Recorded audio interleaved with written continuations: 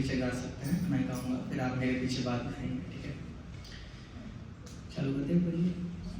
जय राधा माधव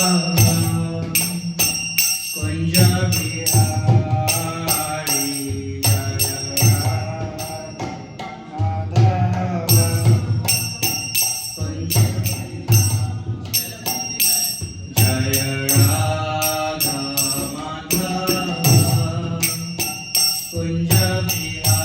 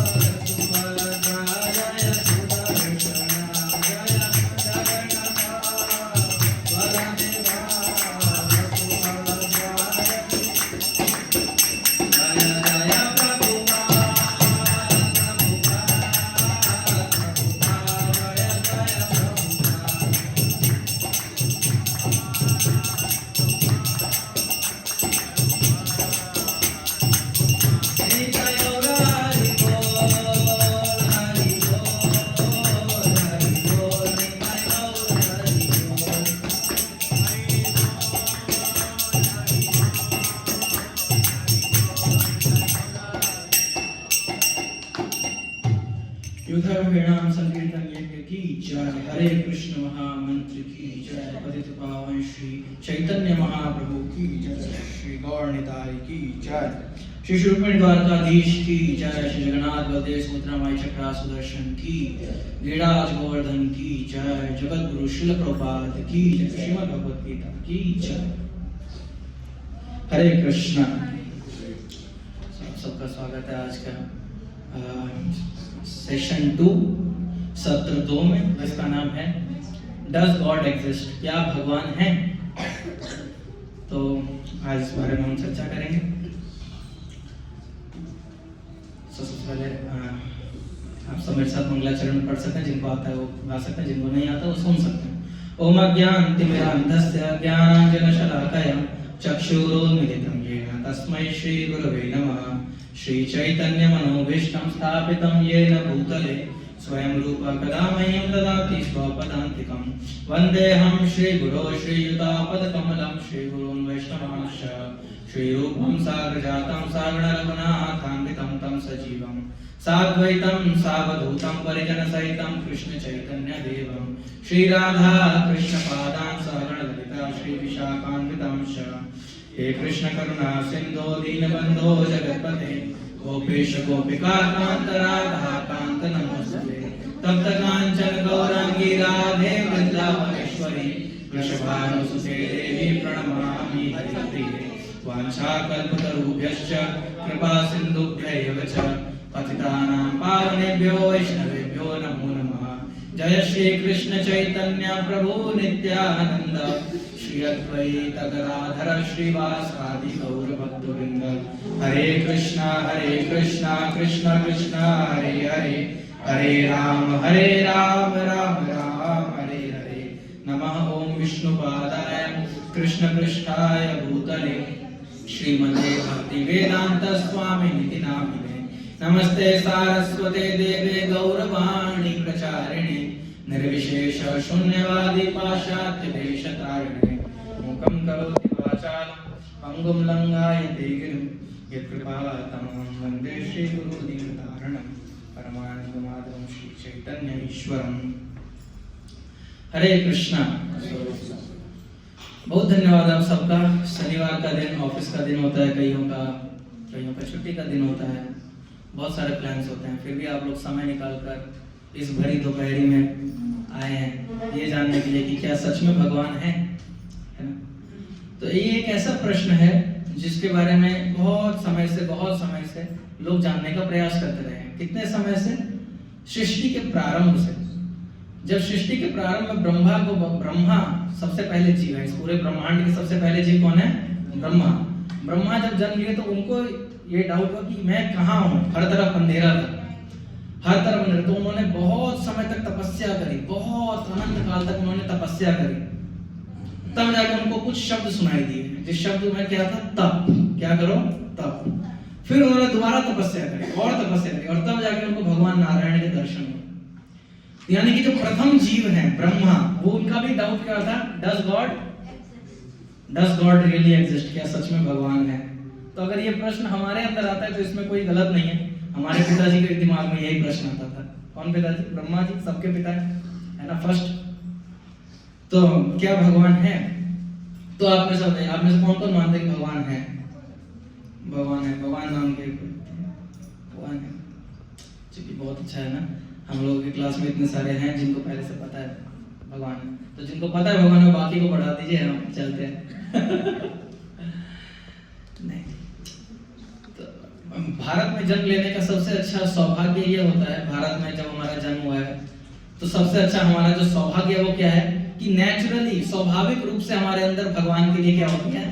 भक्ति होती है ना। कितने भी बेकार परिवार में क्यों ना हो, थोड़ा बहुत तो हरे कृष्णा, थोड़ा बहुत सीताराम, मंदिर के आगे जाना, हाथ जोड़ना, घंटी बजाना, कुछ ना कुछ संस्कार तो तुलसी में जल डालना, कुछ ना कुछ संस्कार हमें बचपन से मिलते रहते हैं। ये सौभाग्य भारत में जन्म लेने का हमें विशेष रूप से है। तो लेकिन स्वाभाविक रूप से कुछ लोग ऐसे हैं जो ये सिर्फ इसलिए कर रहे हैं क्योंकि परिवार में पिताजी करते थे तो हम भी करते हैं, बट कभी भी इस एक प्रश्न के ऊपर हमने ज्यादा ध्यान दिया नहीं, या फिर किसी ने ध्यान से हमें बताया नहीं कि भगवान है तो कैसे है, कौन है, क्यों है। तो डज गॉड रियली एग्जिस्ट, ये हमेशा एक प्रश्न बना रहता है।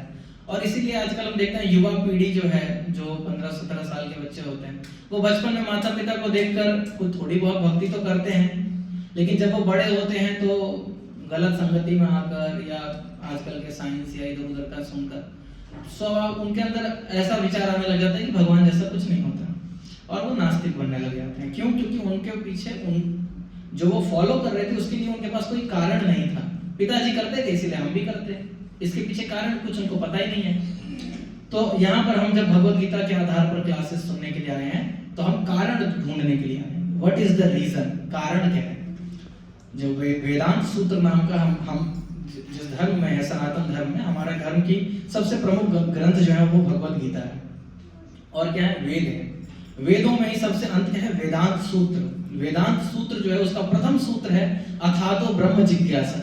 हर जीव को ये सोचना चाहिए, जानना चाहिए कि असल में भगवान है कौन, मेरा उनसे संबंध क्या है, भगवान के साथ मेरा संबंध क्या है, भगवान और मैं कौन हूँ, है ना, मैं कौन हूँ। तो आज के प्रश्न में हम ये सब जानेंगे, क्या डज गॉड रियली एग्जिस्ट, क्या सच में भगवान है ना।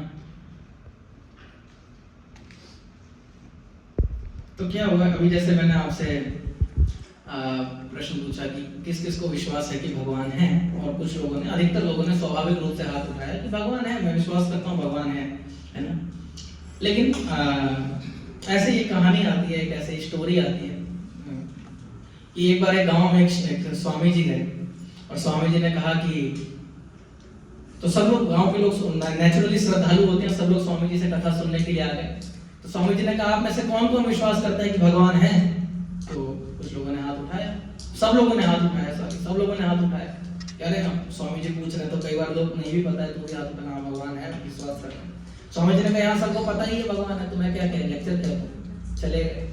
दोबारा आए, तो बोले आप में से किस किस को विश्वास है? एक साल बाद फिर आए, तो इस बार सबने कहा, पिछली बार हाथ उठा दिया, तो स्वामी जी पहले दिन चले गए, किसी ने हाथ नहीं उठाया कि हमें नहीं विश्वास भगवान। तो स्वामी जी ने कहा कि अरे भाई, इस गाँव में किसी को विश्वास ही नहीं भगवान है, यहाँ लेक्चर देकर टाइम क्या वेस्ट करना। स्वामी जी फिर चले गए।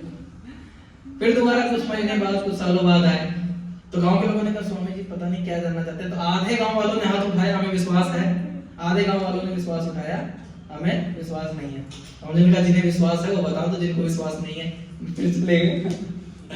इस कहानी का अभिप्राय क्या है कि हमारी श्रद्धा तो है भगवान पर, लेकिन बड़ी ही डमाडोल श्रद्धा है। जब हम पर्सनली, मैं जब तैयारी कर रहा था सरकारी एग्जाम्स की, तो हमारे बैच में एक बच्चा था, उसकी स्टोरी हम लोग आपस में बोलकर बड़ा हंसते थे कि पहले अटेम्प्ट में उसका जॉब नहीं निकला।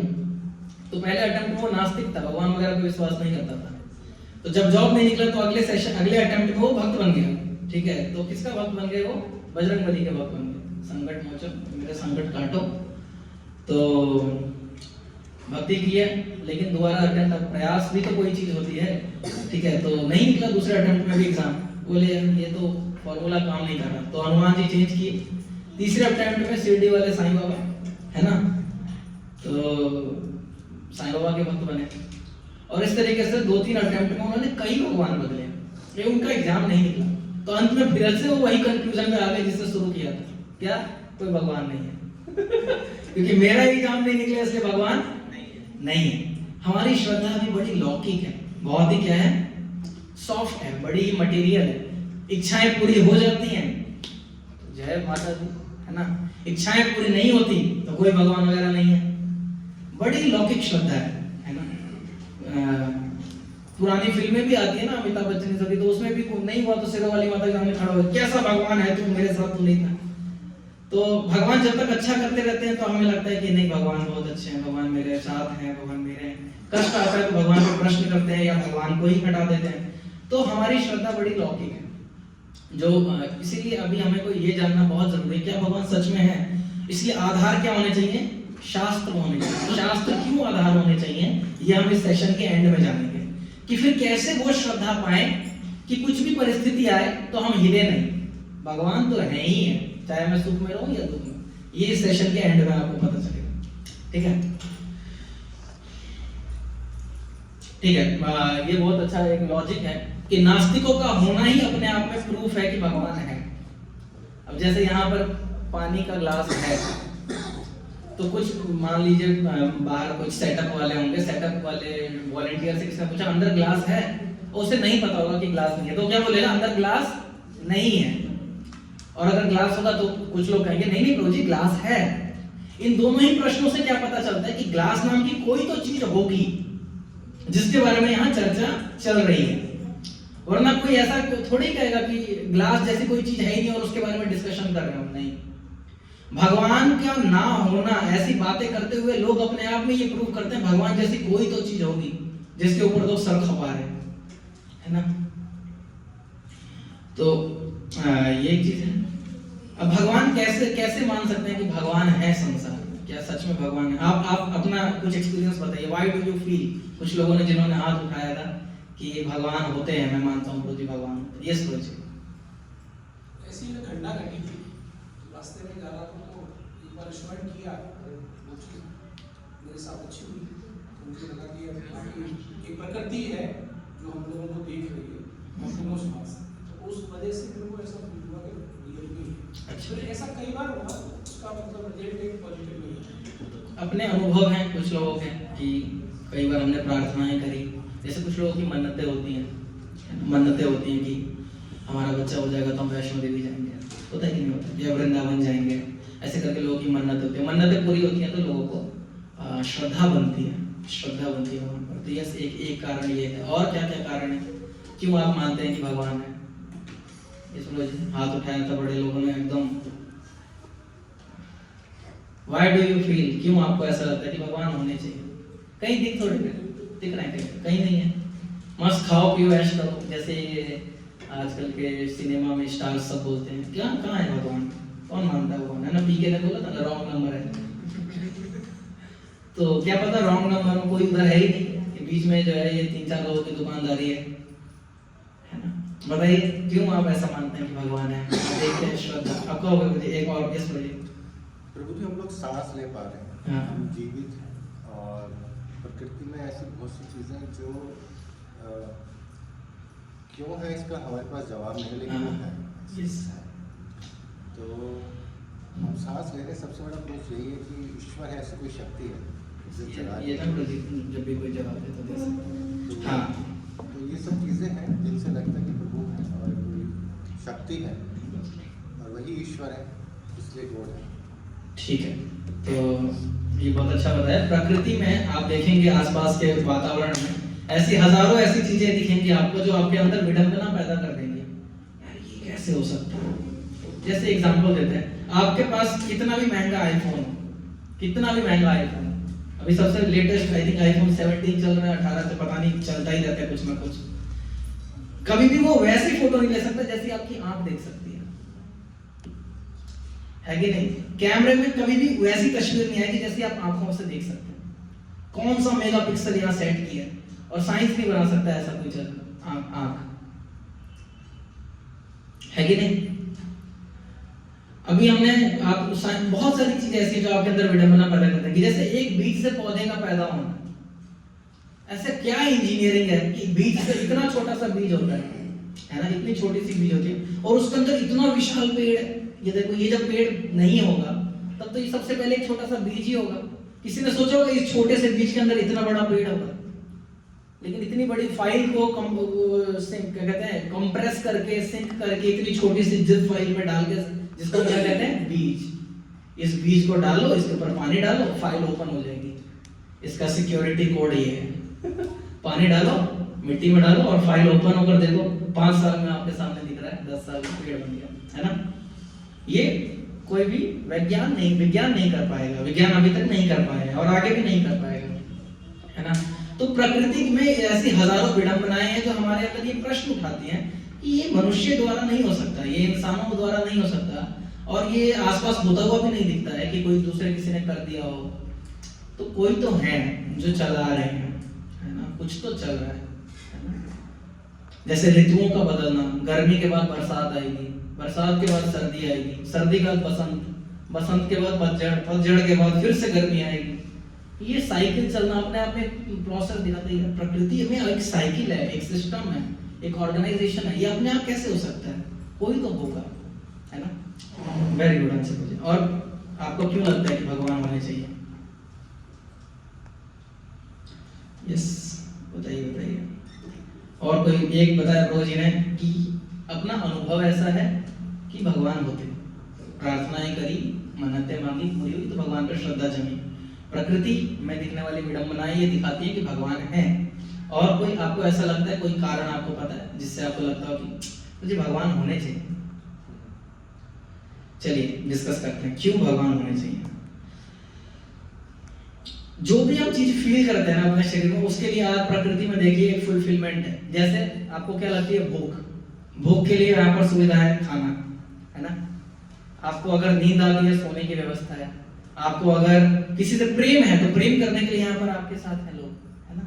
अगर आपको किसी से धन कमाना है या कुछ भी, कोई भी अर्ज आपके अंदर है, कोई भी भावना है, उसके लिए इस प्रकृति में व्यवस्था है। तीखा खाना है, तीखा है, खट्टा खाना है, खट्टा है, जो भी चीज आप सोच सकते हैं वो चीज आपको प्रकृति प्रोवाइड करती है। For every year there is fulfilment in nature, है ना। भूख लगती है, भोजन है। प्यास लगती है, पानी है ना। किसी को विवाह करना है, पुरुष है, स्त्री है ना। और हमारे अंदर स्वाभाविक रूप से एक भावना आ जाती है कि हमें उसका क्या करना चाहिए, वर्शिप करना चाहिए, उसका सम्मान करना चाहिए, उसको सहेज के रखना चाहिए। जैसे मेरे को प्यास लगी, प्रभु जी ने पानी लाके मुझे दे दिया, तो मैं प्रभु जी के प्रति क्या हो जाऊंगा, कृतज्ञ हो जाऊंगा कि मेरे को प्यास लगी थी, इन्होंने पानी दिया, है ना। मेरे को मान लो नींद लगी थी लेकिन कहीं मेरे को रूम नहीं मिल रहा था, किसी एक व्यक्ति ने मुझे रूम दे दिया या बिस्तर दे दिया, तो मैं उसके प्रति कृतज्ञ रहूंगा। अगली बार कभी वो मेरे यहाँ आएंगे या तो मैं उनको उसी तरीके से प्रकृति जब हमें इतनी सारी चीजें देती है ना, तो स्वाभाविक रूप से अंदर किसी के लिए हमारे अंदर ये भावना आती है, हमें कोई इतना कुछ दे रहा है, इतनी सारी चीजें दे रहा है। अब देखो घर में आपका बिजली बिल आता है ना। अगर कितने 200 यूनिट से ज्यादा यूज कर लो तो बिल आने लग जाता है, ऐसा करके है ना दिल्ली में। लेकिन कितने समय से पैदा हुए हैं तब से सूरज का इस्तेमाल कर रहे हैं, कभी बिल आया सूरज की तरफ से? PSCS का आ रहा है कि, है ना, अक्षय प्रभु जी ने आज इतने किलोवाट सूरज की रोशनी खा ली, धूप में बैठे बैठे, सर्दी की धूप अच्छी लगी, प्रभु जी 4 घंटे बैठे, इनका बिल 2000 रुपए आया? कभी नहीं ना। नदियों ने कभी बिल दिया? दिल्ली जल बोर्ड दे सकती है कि नदियों ने दिल्ली जल बोर्ड को कोई बिल पास नहीं किया, वो गंदे जरूर कर दे, है ना। यानी कि प्रकृति जब हमें इतना कुछ देता है तो स्वाभाविक रूप से हमारे अंदर आता है कि ये प्रकृति हमें इतना कुछ दे रही, जरूर कोई होंगे, है ना, जिसके प्रति हमें कृतज्ञ होना चाहिए। जैसे प्रभु जी ने मुझे पानी दिया तो मुझे आया। अब मानेंगे नहीं, जीवों के अंदर दूसरे के प्रति सम्मान करने की भावना इतनी ज्यादा है कि कभी कभी अगर इसको सही दिशा ना दी जाए, भगवान की तरफ ना मोड़ा जाए, तो वो इतने गलत तरीके से दिखाई देता है। जैसे एल्विस प्रेस्ली नाम का एक म्यूजिशियन था, एक रॉक स्टार था, गाना बजाता था, है ना। वो इतना प्रसिद्ध था ना, उसके गाने लोग इतना सुनते थे। उसका कूड़े का डब्बा जब बिका था ना, डस्टबिन, उसके घर में रहने वाला डस्टबिन, तो उस डस्टबिन की बोली लगी थी $12,000। कुछ नहीं था उस डस्टबिन में, सिर्फ कचरा था। उस डस्टबिन का बोली लगा $12,000। एक बार एल्विस प्रेस्ली, इसको लोग इतना मानते थे, इन्होंने स्टेज के ऊपर पेशाब कर दिया, लोगों को पेशाब कर दिया। तो आपके हमारे ऊपर हो तो हम भाग देंगे ना, कितना घटिया। लोग उससे वो करते थे कि लोग ऐसे स्वीकार करते जैसे चरणामृत हो, है ना। ओ एल्विस प्रेस्ली। तो जब हम भगवान की पूजा नहीं करते तो हम ऐसे लोगों की करने लग जाते हैं। जी ये कैटरीना कैफ, ये लोग क्या करते हैं, वर्शिप भी करते हैं। देखो हम भगवान की पूजा करते हैं तो भगवान की फोटो लगाते हैं। जो लोग सिनेमा स्टारों की फोटो लगाते हैं घर के अंदर, तो एक तरीके से उनका क्या कर रहे हैं, गुणगान ही कर रहे हैं, उन लोगों की पूजा ही कर रहे हैं। बड़ी बड़ी फोटो लगाएंगे, बड़ी बड़ी तस्वीरें लगाएंगे, तो ऐसा भी है। लेकिन स्वाभाविक रूप से जीवों के अंदर ये हमारे अंदर ये एक स्वभाव है कि हम क्या करते हैं, किसी ना किसी को ढूंढते हैं जिसके प्रति हम सम्मान दर्शा सके, जिसके प्रति हम कृतज्ञता दर्शा सके, जिसकी पूजा कर सके। तो ये अपना अंदर दिखाता है कि भगवान है। दूसरा क्या है, जब प्रभु जी ने कहा था क्या, प्रकृति, क्रिएशन बताता है कि क्रिएटर होंगे, है ना। आपने कमल का फूल देखा, कमल का फूल देखा कितना सुंदर दिखता है ना। एक एक पत्ता इतना अच्छे डिजाइन से एक के ऊपर एक, एक के ऊपर एक, एक के ऊपर एक पैटर्न में सेट होते हैं, और फिर बीच में उसका पराग है जिसके ऊपर भंवरा आकर बैठता है। और कोई आपको कहे कि ये ऐसे ही आ गया रोज, कोई है नहीं, ऐसी धमाका हुआ बन गया। जैसे कि साइंस में एक थ्योरी है जिसको कहते हैं बिग बैंग थ्योरी। किसी ने सुना big bang theory? Big bang theory हम लोग साइंस में पढ़ते थे। इसका कहना क्या है कि प्रकृति, ये संसार कैसे बना, शुरुआत में एक छोटी सी बिंदु थी, वो बिंदु में धमाका हुआ जोरदार, धमाका हुआ और ये संसार बन गया। इसे साइंस कहते हैं। ये आज का मॉडर्न साइंस है। आज तक कोई भी धमाका से कोई ढंग की चीज बनती हुई देखी है? दिवाली में पटाखे फूटते हैं, बच्चों के हाथ जल जाते हैं, है ना। कई बार कभी ऐसा सुना है पटाखा फूटा, बच्चे को आईफोन मिल गया? मुझे पटाखा फोड़ा था, ढंग की चीज है। पटाखा फूटने से आज तक कुछ ढंग का नहीं हुआ, कुछ भी धमाका होने से ढंग का नहीं हुआ। तो ये कहना कि सब, फिर एक थ्योरी आती है चांस थ्योरी। साइंस में एक और चीज सिखाई जाती है कि बाय चांस हो गया, लक बाय चांस हो गया, प्रकृति जो है अपने आप बन गई। लेकिन आप अगर अपने जीवन को भी देखें ना, अपने आप कुछ नहीं होता, nothing happens bye its own. तुक्का कुछ नहीं, आप सिक्का भी ऐसे उछालेंगे ना तो उसका भी प्रोबेबिलिटी है कि हेड आएगा या टेल आएगा, तो 50% उसकी भी प्रोबेबिलिटी है।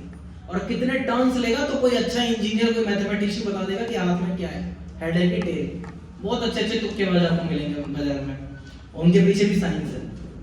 इसका मतलब यहाँ कुछ भी बाय चांस नहीं होता। कोई जी बाय चांस ये करताल यहाँ आ गया, आप मानेंगे? आपसे पूछा जाए जी आप यहाँ बाय चांस आए हैं? नहीं जी बाय चांस नहीं आया, मैं घर से बाइक चलाई, बाइक पे बैठा, सोचा था, मैसेज आया था, मैसेज देखा था, फिर आया। बाय चांस फिर ये सारा संसार कैसे आ सकता है कि बाय चांस रोज ये पेड़ आ गए, बाय चांस ये प्रकृति आ गई, पहाड़ बन गए, नदियां बह रही हैं?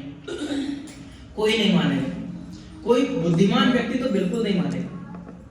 आप ना कभी ये बर्ड सेंचुरी जाइएगा, चिड़ियों का संग्रहालय होता है, चिड़िया, वहाँ इतनी रंग रंग की चिड़िया आपको दिखेंगी ना, इतनी रंग रंग की चिड़िया आपको मिलेंगी। आप नेचुरली बाहर निकलते निकलते तक आपके अंदर आ जाएगा भगवान बहुत अच्छे जो है, भगवान की ड्राइंग बहुत अच्छी है, इतनी सुंदर सुंदर चिड़ियाएं बनाई है।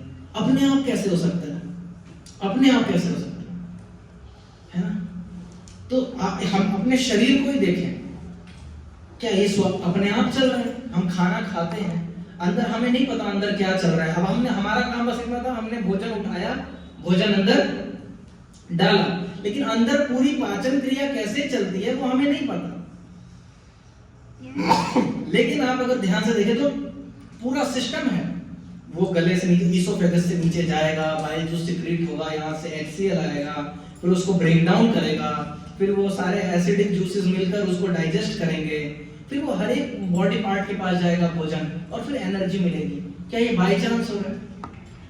यानी क्रिएशन ही अपने आप में कहता है कि क्रिएटर है, क्रिएटर है ना? धमाके से कोई चीज नहीं आती, धमाके से कोई चीज नहीं आती। प्रभुपाद जी से एक बार एक व्यक्ति ने, रिपोर्टर ने पूछा कि प्रभुपाद जी, जो मॉडर्न साइंस है वो कहता है इंसान जो है वो बंदर से आए हैं, मॉडर्न साइंस कहता है इंसान बंदर से आए हैं। प्रभुपाद जी ने कहा तुम्हारे पूर्वज बंदर से आए होंगे, मेरे ऋषियों से आए, तुम आए होगे बंदर से, हम नहीं आए। हम कहां से आए हैं? ऋषियों से, हम ऋषियों की संतान हैं, हम बंदरों की नहीं है, है ना? और मॉडर्न साइंस अभी आप जो चार्ल्स डार्विन की थ्योरी है, थ्योरी ऑफ इवोल्यूशन, वो फेल कर रही है। अभी नियो डार्विनिज्म पढ़ाया जाता है, मतलब आप लोग नहीं जानते होंगे, लेकिन मॉडर्न साइंस बहुत जगह फेल हो जाता है, जबकि वैदिक साइंस आप देखेंगे तो हर जगह एकदम जैसा पहले था वैसा ही आज है, वैसा ही आज है। तो क्रिएशन अपने आप में बताता है कि क्रिएटर है, प्रकृति अपने आप में बताती है कि इस प्रकृति के कोई पुरुष हैं, कोई पुरुष हैं, ठीक है? कोई भी, आप तितलियां देखें, तितलियां इतनी सुंदर सुंदर, आपको पहाड़ों को देखें, नदियों को देखें, आपको नेचुरली अंदर से भावना है कि एक भगवान है, कोई तो है जो इतनी सुंदर सुंदर चीजें बना रहा है, कोई तो है जो इतना अच्छी अच्छी चीजें बना रहा है। ये अपने आप कैसे हो सकता है? हमारा एक घर भी बनता है ना, आप में से किस किस ने घर बनवाया है? घर जब बन जाता है, जब गृह प्रवेश होता है, अंदर से कितनी अच्छी फीलिंग आती है ना। अपने पड़ोसियों को बता रहे होते हैं, रिश्तेदारों को, ये हमने किचन यहाँ से निकलवा दिया, देखो कितना अच्छा काम किया, एग्जॉस्ट यहाँ से सारी हवा चली जाएगी, हमने बाथरूम इधर छुड़वा दी, हॉल हमने बच्चों के बैठने के लिए। इस तरीके से हम एक छोटा सा घर, 100 गज, 150 गज, 50 गज, उसमें ही हम इतने खुश होते हैं कि ये मेरी क्रिएशन, इसको मैंने बनवाया है, बनाया है, और ये इतना पूरा संसार दिख रहा है, और हम इसको कहते हैं ये अपने आप में कोई भगवान नहीं है।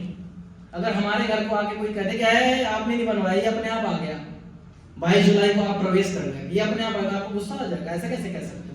ये मैंने बनवाया है 1.5 साल लग के, है ना, 40-50 लाख रुपए फूके हैं इसके ऊपर मैंने, है ना, इतना दिमाग खपाया, आप ऐसे कैसे कह सकते हो घर अपने आप बन गया? ये सारा संसार भगवान ने बनाया, और कोई आपको आके कहे कि अरे ऐसे ही आ गया, भक्त को फिर वैसे ही गुस्सा आता है, ऐसे कैसे कह सकते हो? ऐसे ये भगवान ने बनाया है, भगवान ने बनाया। तो क्रिएशन जो है वो अपने आप में बताता है कि क्रिएटर है।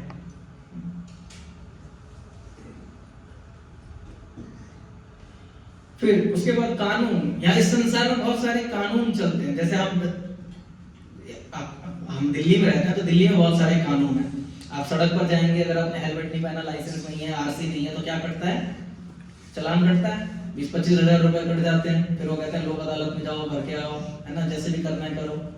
यानी यहाँ आप किसी भी शहर में रहते हैं तो उस शहर के जो नेता हैं या उस शहर के जो अध्यक्ष हैं, जो रूलर हैं, जो राजा है, वो राजा क्या बनाता है? नियम, और उस नियम के अनुसार ये राज्य चलता है।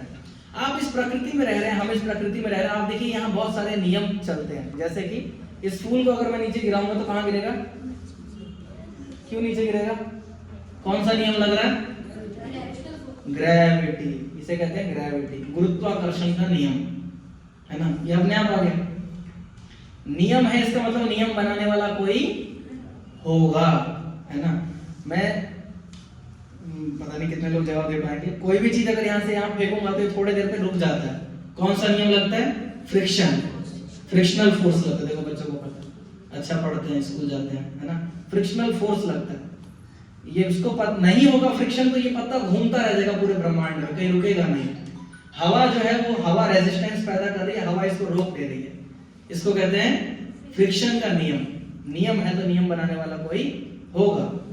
पृथ्वी जो है वो अपने गोलार्ध पर सूर्य के रोज चक्कर लगाती है ना, अपने धुरी पर भी लगा रही है और अपने गोलार्ध में भी लगा रही है, अपने जो एक ऑर्बिट है उसमें भी लगा रही है। और ये हमेशा 365 1/4 में पूरा हो जाता है। 365 दिन और 1/4 दिन, इतने में पूरा हो जाता है। कभी ऐसा नहीं हुआ कि इस बार पृथ्वी सोच रही हो इस बार को ज्यादा ही काम दे दिया सूरज जी ने, इस बार 700 दिन लगाऊंगी।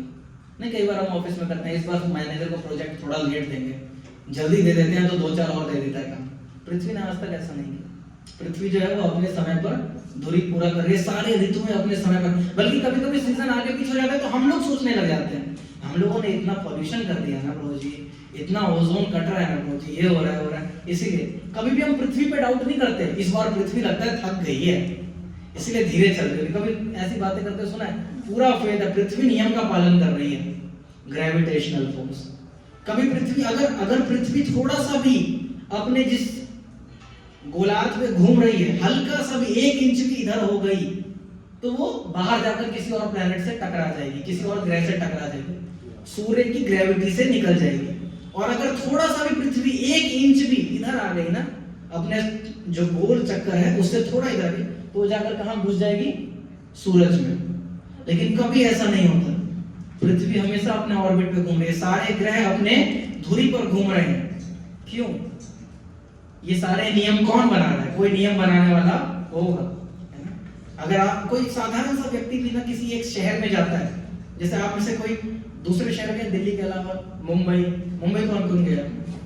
मुंबई गए ना।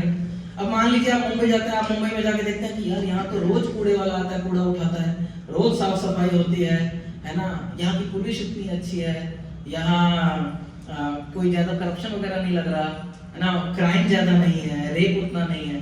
तो नेचुरली एक अच्छा व्यक्ति जो होगा ना वो सोचेगा अरे इस जगह का चीफ मिनिस्टर कौन है, इस जगह का मुखिया कौन है, इस जगह का राजा कौन है जो ये राज्य इतना अच्छे से चल रहा है कि नहीं। किसी भी आप अच्छे राज्य में जाएंगे तो नेचुरली आप सवाल पूछेंगे कि इस राज्य का राजा कौन है जो राज्य इतना अच्छा है।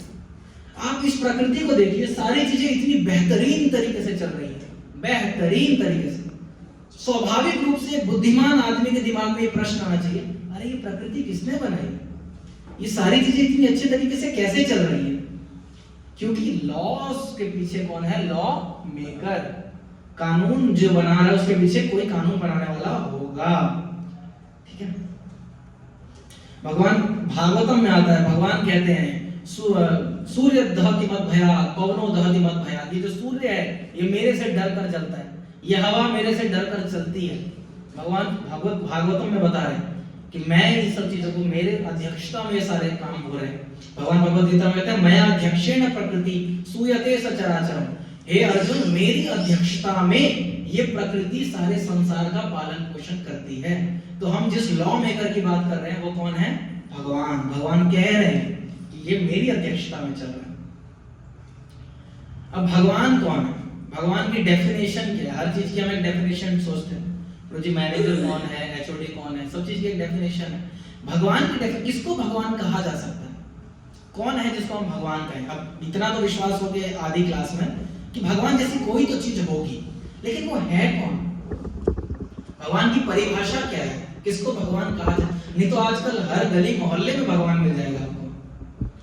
हर गली मोहल्ले, हर चौराहे पे, किस बजे हर गली मोहल्ले चौराहे पे आपको। प्रभुपाद जी जब अमेरिका गए थे तो वहां पर कहते थे रिपोर्टर आके कि लो एक और नया भगवान आ गया, क्योंकि इंडिया से जो भी अमेरिका जाता था, यूरोप जाता था, कहता था कि मैं भगवान हूं।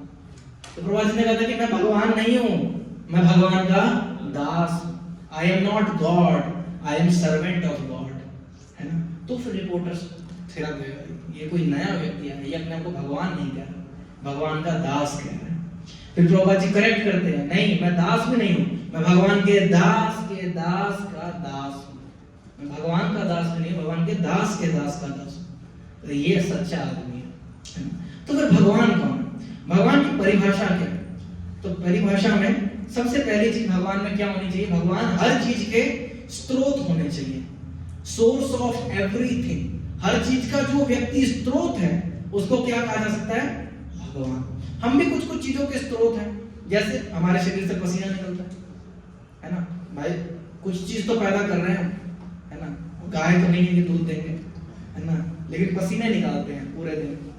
हमारे शरीर से मैल निकलता है ना, बाल कटवाते हैं, कान से मैल निकलता है। तो हम भी कुछ कुछ चीजें छोटी मोटी निकालते हैं, वो भी बहुत कम। लेकिन भगवान वो है जिनसे सब निकलता है। हमारे रोमकूपों से क्या निकलता है? पसीना। भगवान के रोमकूपों से क्या निकलते हैं? ब्रह्मांड, ब्रह्मांड, है ना। जीवंत लोम विलज जगदंड नाथ, जिनके एक एक लोमकूप से करोड़ों जगत निकलते हैं, वो भगवान। हमारे क्या निकलता? कुछ नहीं निकलता, मैल निकलता है। इसीलिए भगवान क्या है? सोर्स ऑफ एवरीथिंग, हर चीज के स्रोत है। हम बहुत कम कम चीजों के स्रोत हैं।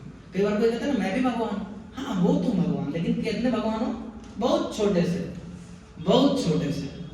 क्या निकाल सकते थे? पसीना। भगवान पसीना निकालते हैं तो कर्णों तक शाही, कर्ण सागर बना देते हैं, जिस और उसके अंदर खुद सो जाते हैं। अपने ही पसीने से सारा सागर बना दिया और फिर शेषशाही पे सो गए। ये समझ भगवान।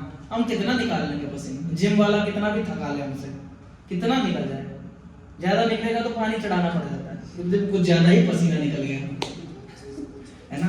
लेकिन भगवान क्या है? Source of everything. हर चीज, हर एक खूबसूरत चीज जो आप देखते हैं वो भगवान से निकलती है।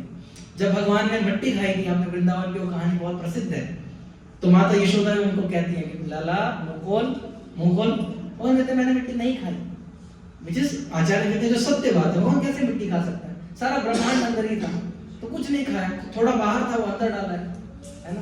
मोटा मोटा बात सेम ही है ना। तो भगवान जब मुंह खोलते हैं तो माता यशोदा क्या देखती है? सारा ब्रह्मांड देखती है, सकल चराचर जगत देखते हैं, और फिर देखती है कि वो भी लल्ला के मुंह के अंदर है, और फिर कृष्ण को देख रही है। ये कैसे हो सकता है ना? क्या हो गया? मेरे को भूत चढ़ गया, क्या हो गया, है ना, कुछ तो दिक्कत है। लेकिन उनका इतना प्रेम है भगवान कृष्ण के प्रति कि फिर वो भगवान को गाय के पूंछ से झाड़ती है, इधर लल्ला के ऊपर कुछ लगता है दिक्कत हुई है, किसी ने कुछ जादू टोना कर दिया, वो ये नहीं मानते कि एक भगवान, क्योंकि इतना प्रेम ज्यादा भगवान से। लेकिन कहने का क्या है? भगवान सब चीज के स्रोत है। दूसरा, भगवान किसको कहा जा सकता है? जो हर चीज के कंट्रोलर हो, सुप्रीम कंट्रोलर, सुप्रीम कंट्रोलर। अभी हम लोग भी कंट्रोलर हैं, लेकिन कितने कंट्रोलर हैं? बहुत छोटा सा, कितना ही कंट्रोल कर लेंगे। अपने बच्चे नहीं कंट्रोल हो रहे होते हमसे कई बार, है ना। टीचर को कह रहे होते हैं, अरे मैडम मेरे से नहीं संभल रहा, तुम संभालो, है ना। हमारे बच्चे नहीं संभल रहे हमसे, और हम कहते हैं कि हम कंट्रोलर हैं, ये घर मेरा है, ये बीवी मेरी है, ये बच्चे मेरे हैं, है ना। बहुत कंट्रोलरशिप लगता है अंदर से, लेकिन हम बहुत कम कंट्रोल कर पाते हैं। हमें भी ऊपर से लोग कंट्रोल करते हैं, कंपनी में मैनेजर कंट्रोल कर रहा होता है, घर में सास ससुर या नहीं तो बीवी बच्चे या पति पत्नी, कोई ना कोई हमें भी कंट्रोल कर रहा होता है। तो ये मानना कि मैं कंट्रोलर हूं, हाँ हो सकता है थोड़ा कंट्रोलर हूं, लेकिन अल्टीमेट कंट्रोलर नहीं हूं। मेरे चाहने से हवा नहीं बहती, मेरे चाहने से सूर्य उगता या ढलता नहीं है ना। कई बार हम बहुत सारी चीजें प्लान करके रखते हैं कि शनिवार को सुबह खाना बना लूंगी, बच्चों को खिला पिला दूंगी, पोछा वोछा करके रख दूंगी, 3 बजे का मैसेज आ गया, 4 बजे की क्लास है, 3 बजे तक सब सेट कर देंगे, 3:30 बजे बस पकड़ेंगे, 4 बजे पहुंच जाएंगे, दर्शन करके क्लास में। ये प्लान किया था हमने शुक्रवार को, शनिवार को उठे तो बच्चा बीमार पड़ गया, फिर मैसेज आ रहा था प्रभु जी क्या बताऊं, सब कुछ प्लान था, लेकिन लास्ट मिनट पे कुछ काम आ गया या बच्चा बीमार हो गया। तब पता चलता है मैं सच में कंट्रोलर हूँ? नहीं, मेरे कंट्रोल में कुछ नहीं।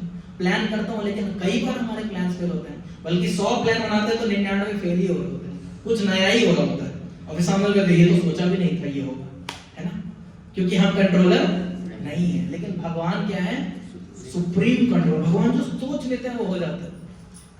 राम सत्य संकल्प प्रभु, भगवान जो है सत्य संकल्प है, जो संकल्प करे वो हो जाता है।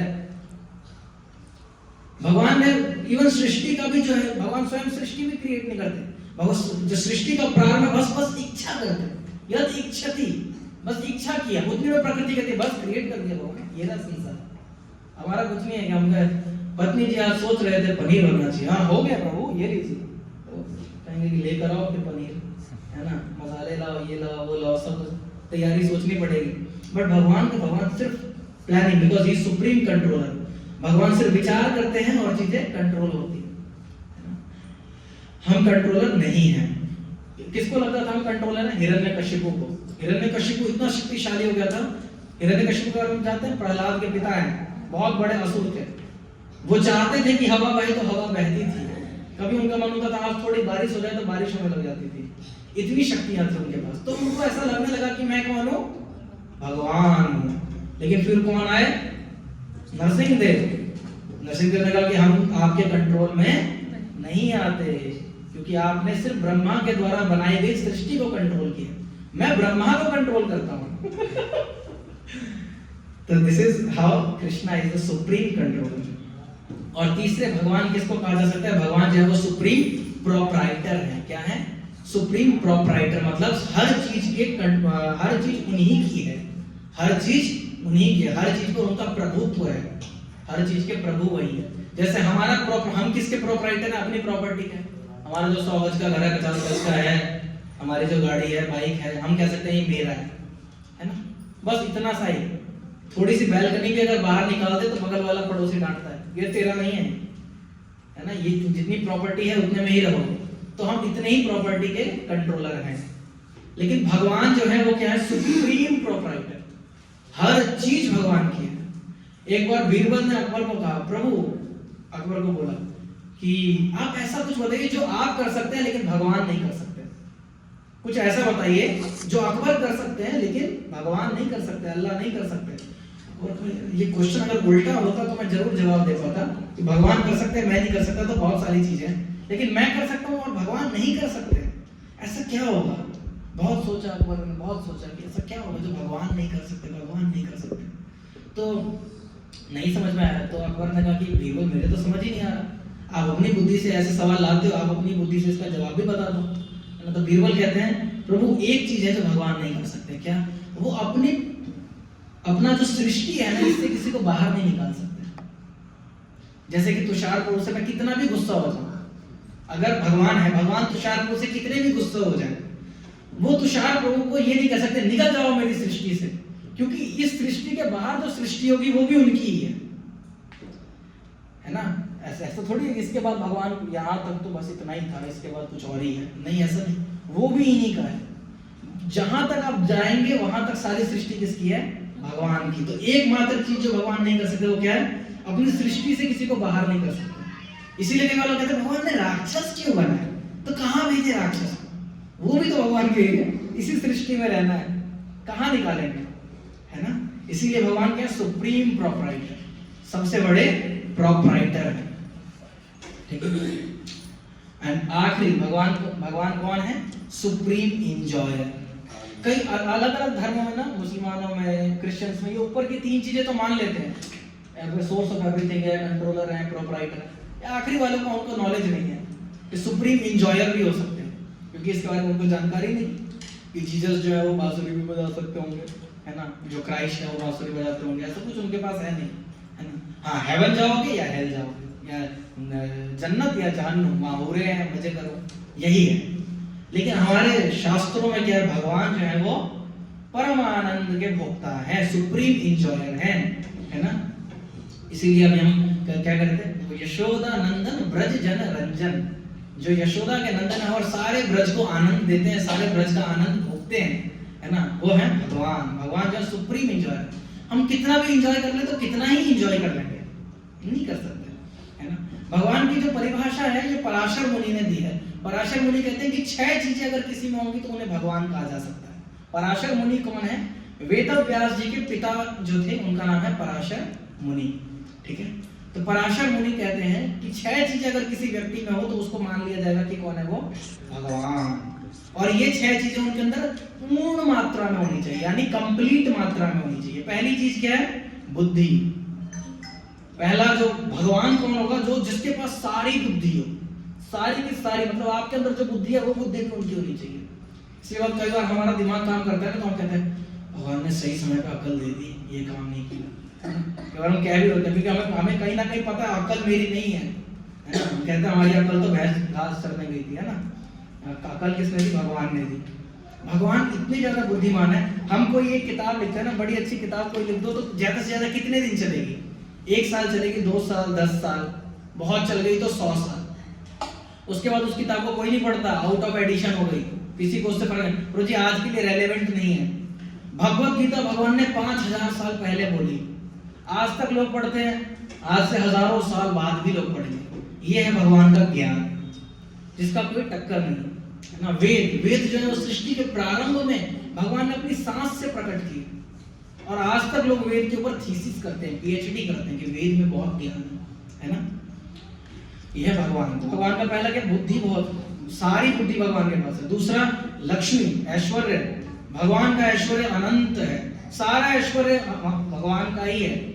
जैसे बिल गेट्स के पास अगर बहुत पैसा है तो ऐसा नहीं कह सकता बिल गेट्स कि मेरे जेब में जो 10 रुपए है वो भी बिल गेट्स का है, ऐसा नहीं। बिल गेट है, उनके पास जितना उतना बिल गेट्स कह सकते हैं कि हाँ ये मेरा बहुत पैसा है। इलॉन मस्क उतना ही कह सकता है, लेकिन मेरे जेब में जो 10 रुपए है वो इलॉन मस्क का नहीं है।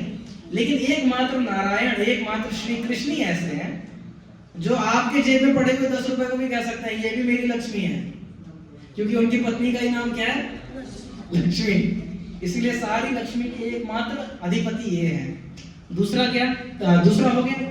तीसरा क्या है? भगवान जो है वो सबसे ज्यादा फेमस है, इनसे ज्यादा कोई फेमस नहीं है ना।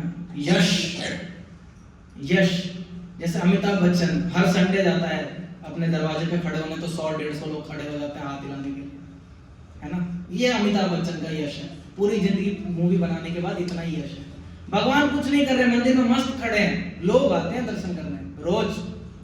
और अगर स्पेशल इवेंट हो, अमिताभ बच्चन का बर्थडे हो, तो कितने लोग आ जाएंगे केक काटने के लिए? 100, 150, 1000, 2000, चलो मान लो 10,000। ठीक है, ये दुनिया के प्रसिद्ध लोगों की इतनी ख्याति है। भगवान का बर्थडे होता है जन्माष्टमी, सिर्फ इस्कॉन द्वारका में 12 लाख लोग आते हैं। सिर्फ इस्कॉन द्वारका में 12 लाख लोगों की फुटफॉल है। अरे दिल्ली में इस्कॉन के कम से कम 14 से 15 मंदिर हैं जो अच्छे खासे बने हुए हैं, और हर जगह मोटा मोटी स्ट्रेंथ इतनी ही रहती है। और ऐसा तो नहीं है जन्माष्टमी पे लोग सिर्फ इस्कॉन में ही आते हैं, बहुत सारे मंदिरों में जाते हैं। ये भगवान का हैप्पी बर्थडे है, भगवान का यश है ना। देवी देवता उनका बर्थडे मना रहे हैं, ये भगवान का यश। तो तीसरा क्वालिटी हमें पता चला भगवान क्या होने चाहिए? पूर्ण यश उन्हीं का। हमारा भी जो यश है वो भगवान का दिया हुआ है। हम भी जो थोड़ा बहुत फेमस हो जाते हैं भगवान की कृपा से हो जाते हैं। भगवान की कृपा ना हो तो हमारे भी अच्छे फेमस। राजेश खन्ना इतना फेमस स्टार था कि गाड़ी रुकती थी रेड लाइट पे तो गाड़ियों के ऊपर जो है लिपस्टिक के निशान पड़ जाते थे, लोग कहते हैं। इतनी लड़कियां आकर उस गाड़ी पर किस करती थी। और लास्ट में राजेश खन्ना का क्या हाल हुआ वो आप कभी जानना। एक मूवी नहीं मिलती थी राजेश खन्ना को करने के लिए, एक मूवी नहीं। C class D class movie करते थे, एकदम घटिया। ये उनका यश है। लेकिन भगवान का यश कितना ज्यादा है ना, ये भगवान है। और चौथा शक्ति, भगवान से कोई बल में नहीं जीत सकता। सारा बल जो है वो भगवान का है ना। मात्र 7 वर्ष की आयु में भगवान ने क्या उठाया था? गिरि गोवर्धन को उठाया था। और वो भी कोई इच्छा ऐसे नहीं और जान लगा रहे उठाएंगे। भगवान ने वैसे उठा दे जैसे कोई बच्चा कई बार गाँव में देखते हैं, वो नहीं होता मशरूम, माने कुकुर मुत्ता कहते हैं, मशरूम है ना। तो उसको बच्चा कोई मेहनत लगाता है उखाड़ने में, ऐसे कहते हैं उखाड़ देता है ना। कोई मेहनत ही नहीं है मशरूम को उखाड़ने। भगवान ने गोवर्धन को ऐसे ही ऐसे उठा दिया, कोई मेहनत नहीं। और नीचे जाके हाथ ऐसे खड़े हो गए जैसे मैंने उठा दिया। ये भगवान का बल है। भगवान जब मात्र 1 दिन 2 दिन के ही है तो उन्होंने पूतना नामक राक्षसी का वध कर दिया। ये भगवान का बल है। 4 चीज हो गई। 5वां क्या है? भगवान का सौंदर्य। भगवान से ज्यादा कोई सुंदर नहीं है, कोई सुंदर नहीं है। कोई कितना ही सुंदर हो, मान लो ऐश्वर्या राय है, बहुत सुंदर है, तो उनके पीछे कौन पागल होंगे? लड़के पागल होंगे, है ना, लड़के पागल होंगे। ऐसा थोड़ी लड़कियां भी मरे जा रही हैं, वो ऐश्वर्या राय कितनी सुंदर है, लड़कियां शाहरुख खान पे मरेंगी, है ना। और ऐसा नहीं है कि ऐश्वर्या राय बहुत सुंदर है तो हाथी घोड़े कुत्ते बिल्ली सब ऐश्वर्या राय बहुत सुंदर है, ऐश्वर्या राय बहुत सुंदर, ऐसा तो नहीं होगा। हाथी घोड़े के प्यार करेंगे। लेकिन भगवान एक ऐसे इतने सुंदर व्यक्ति हैं कि भगवान से सब प्रेम करते हैं वृंदावन में, भगवान से लड़के भी प्रेम करते हैं। कितने सुंदर दिखते हैं भगवान कृष्ण, है ना। भगवान से लड़कियां भी प्रेम करती हैं, है ना। असली सिर्फ जवान बूढ़ी बूढ़ी माताएं भी प्रेम करती हैं कि कृष्ण कितने सुंदर दिखते हैं। अब कोई कहेगा प्रभु जी तो फिर भी मनुष्य हुए ना। गायें प्रेम करती हैं, बछड़े प्रेम करते हैं, मोर प्रेम करते हैं, एक एक चीज पेड़ पौधे प्रेम करते हैं, क्योंकि भगवान इतने सुंदर है। भगवान का सौंदर्य जो है वो शारीरिक नहीं है, क्योंकि भगवान का शरीर ही जो है वो भौतिक नहीं है, आध्यात्मिक है। उसके बारे में हम और आगे जानेंगे क्लास में। तो 5 चीजें होगी, भगवान से ज्यादा कोई सुंदर नहीं है ना। छठी चीज, भगवान के जितना कोई वैराग्यवान नहीं है। इतनी चीजें अगर किसी के पास हो जाए ना, बल बुद्धि धन सुंदरता और यश, उसके अंदर अपने आप क्या आ जाएगा? अहंकार घमंड, ये मेरा है सब कुछ। भगवान के अंदर छठी सबसे बड़ी चीज है वैराग्य। भगवान से बड़ा किसी के अंदर वैराग्य नहीं है। इतना कुछ होने के बाद भी भगवान को 1% किसी चीज से अटैचमेंट नहीं है, 1% अटैचमेंट नहीं है। मतलब भगवान जो है, भागवतम आप पढ़ेंगे तो भगवान लक्ष्मी देवी पैर दबा रही है भगवान के, और लक्ष्मी देवी के सामने लक्ष्मी देवी को कह रहे हैं मेरे को आपसे कोई अटैचमेंट नहीं है, ये तो आप मेरी भक्ति इतनी ज्यादा करते हो ना, इसीलिए मैं आपके प्रति आकर्षित, नहीं तो आपसे मेरा और कोई आकर्षण नहीं है। ये भगवान का वैराग्य है। भगवान पूरे अयोध्या के राजा हैं, पूरे राज्य उनसे प्रेम करती है, और सुबह उनको मोटा मोटी राजा घोषित कर भी दिया गया, बस शाम को राज तिलक होना है अगले दिन। लेकिन शाम को दशरथ महाराज ने क्या कह दिया, अब क्या होगा? वनवास। और भगवान क्या कर रहे हैं? भगवान चाहते तो विद्रोह करवा सकते थे, है ना। भाई पूरी राज्य मेरे साथ ही है, सारी सेनापति सारी सेना मेरे साथ है, ये लक्ष्मण मेरा भाई इतना शक्तिशाली है, कह रहे हैं मेरे दशरथ जी का ही गला काट देता हूँ, ना रहेगा राजा ना बचेगी बांसुरी, है ना। लेकिन भगवान क्या कह रहे? नहीं चाहिए यार, चल गए। ये भगवान का वैराग्य है। भगवान को किसी चीज से 1% अट्रैक्शन नहीं है ना। तो ये भगवान के षड गुण है, ये जिसके अंदर भी होंगे वो जो है भगवान। और ये सिर्फ किसके अंदर पाया जाता है? कृष्ण के अंदर, भगवान के अंदर। अब 3 प्रकार से ज्ञान प्राप्त किया जाता है। पहला है प्रत्यक्ष प्रमाण। प्रभु जी ये जो ज्ञान हम ले रहे हैं ये कैसे प्राप्त कर रहे हैं? तो 3 तरीके से ज्ञान प्राप्त किया जाता है। पहला ज्ञान प्राप्त करने का तरीका क्या है? प्रत्यक्ष प्रमाण, कि जो दिखता है वो है, जो दिखता है प्रभु जी मैं तो वही मानूंगा, जो दिखेगा मैं वही मानूंगा। लेकिन क्या हर वो चीज जो दिखती है वो मानने लायक है? जैसे कि आपने कभी ट्रेन से सफर किया है, ट्रेन से सफर किया है तो आप खिड़की से अगर झांक कर देखें तो आगे की दोनों पटरियां मिलती हुई दिखाई देती हैं, लेकिन क्या मिलती हैं? नहीं मिलती ना। तो अगर दिखने वाली चीज वैसी की वैसी होती तब तो सारे ट्रेन एक दूसरे में टकरा रहे होते, नहीं ना। लेकिन लगता है कि मिल रही है। ऐसे कहते हैं मृत तृष्णा। मृत तृष्णा होता है जब आप बहुत देर रेगिस्तान में या गर्मी की धूप में चलो ना तो आपको थोड़ा दूर पानी दिखाई देता है, लेकिन वहां पानी होता नहीं है। इसे कहते हैं मिराज या मृत तृष्णा जिसे कहा जाता है नहीं लेकिन दिख रहा है। तो क्या हर वो चीज जो दिखती है वो होती है? नहीं। और क्या हर वो चीज जो होती है वो दिखती है? नहीं। जैसे कि बहुत सारी ऐसी चीजें जो आपको नहीं दिखती। क्या आपको अणु परमाणु दिखते हैं? नहीं दिखते। क्या है? बिल्कुल साइंस कहता है कि हर एक इसको अगर माइक्रोस्कोप में देखें तो यहाँ बैक्टीरिया दिखेंगे, लेकिन क्या बैक्टीरिया हमें दिख रहे हैं अभी? तो क्या मैं नहीं मानूं बैक्टीरिया है? मानना पड़ेगा ना। कोरोना के समय में कोरोना दिख रहा था बहुत था। सब लोग घर में बंद करके, गलियां बंद हो रही थी, पुलिस वाले बैठे थे, दिख तो नहीं रहा था। तो जो लोग कहते हैं भगवान है तो दिखाओ, उनको कहना चाहिए कोरोना है तो दिखाओ। कोरोना नहीं है ना तो जाओ ऐसे घूमो फिरो, क्यों सैनिटाइजर इतना लगा रहे हो हाथ के ऊपर? कोई बैक्टीरिया दिख रहा है? नहीं दिख रहा। अगर प्रत्यक्ष प्रमाण को ही सब कुछ माना जाएगा कि जो चीज दिखेगी मैं तो उसे ही मानूंगा, तब तो बहुत सारी चीजें ऐसी हैं जो नहीं दिखती है, मत मानो, है ना। लेकिन हम प्रत्यक्ष प्रमाण जो है बहुत ही बेसिक चीज है, जितना दिखता है हम उसको स्वीकार करते हैं, लेकिन उसको हम अल्टीमेट नॉलेज नहीं मान सकते, यानी इसमें गलतियां हो सकती हैं।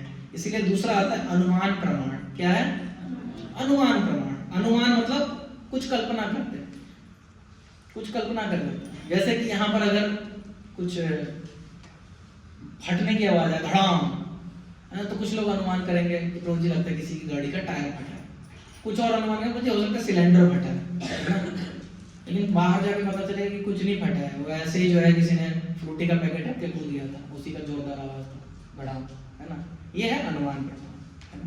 एक बार एक बच्चा जो है अपने रूम के अंदर जोर जोर से कह रहा कि इतना पढ़ाई कर लिया फिर भी अच्छे नंबर नहीं आ रहे, मैं क्या कर रहा हूँ, किसी को खुश नहीं कर पा रहा, इस जीवन से अच्छा तो मर जाना अच्छा है। और दरवाजा बंद करके ये सब बोल रहा था। पापा बाहर अखबार फेंक के, अरे बेटा तू पागल हो गया है क्या, सब कुछ अच्छा, दरवाजा खोल कर आए अंदर, बच्चा कहीं फांसी ना लगा ले, मर ना जाए। तो बच्चा कहता अरे पापा मैं कल जो है ड्रामा है कि जो है एग्जाम के प्रेशर को कैसे कंट्रोल करते हैं, उसके ऊपर ड्रामा की प्रैक्टिस कर रहा हूँ। ओके बेटा मेरे को तो लगा कि आज गया तो नहीं पापा आप अनुमान प्रमाण पे चल रहे थे, है ना? ये होता है अनुमान प्रमाण। कई बार तुक्का सही लगता है, कई बार तुक्का सही नहीं लगता है। तो कई बार हम लोग ज्ञान ऐसे लेते होंगे भगवान किसने देखा है ना? होते हैं स्वर्ग नरक यही है, किसने देखा है, आगे है कि नहीं है, ये सारी बातें जो आपस में लोग शाम को चाय की चुस्की के साथ करते हैं ना, ये होता है अनुमान प्रमाण, है ना? अनुमान प्रमाण। तो दो तरीके से ज्ञान लेने का तरीका हमने समझ लिया, लेकिन इन दोनों में ही क्या है, कमियां हैं। अनुमान प्रमाण हमेशा सही नहीं होता और प्रत्यक्ष प्रमाण भी हमेशा सही नहीं होता। तो तीसरा नॉलेज, ज्ञान प्राप्त करने का तीसरा तरीका आता है शब्द प्रमाण। कौन सा प्रमाण? शब्द प्रमाण। शब्द प्रमाण जो है वो perfect source of acquiring knowledge है। आपको पता चल गया किसी अथॉरिटी के माध्यम से कि ये चल रहा है और आपने उसको स्वीकार कर लिया, और अधिकतर समय ये सही भी होता है। जैसे कि आप यहाँ से बस चलती है नेहरू प्लेस से नजरगढ़ तक की 764, ठीक है? आप जब बस में चढ़ते हैं नेहरू प्लेस पे, तो आप बस वाले को कहते हैं भैया ये लीजिए 15 रुपए और बता दीजिए कहाँ तक जाएगी ये बस। तो बस वाला कहता है कि भैया ये कहाँ तक जाएगी?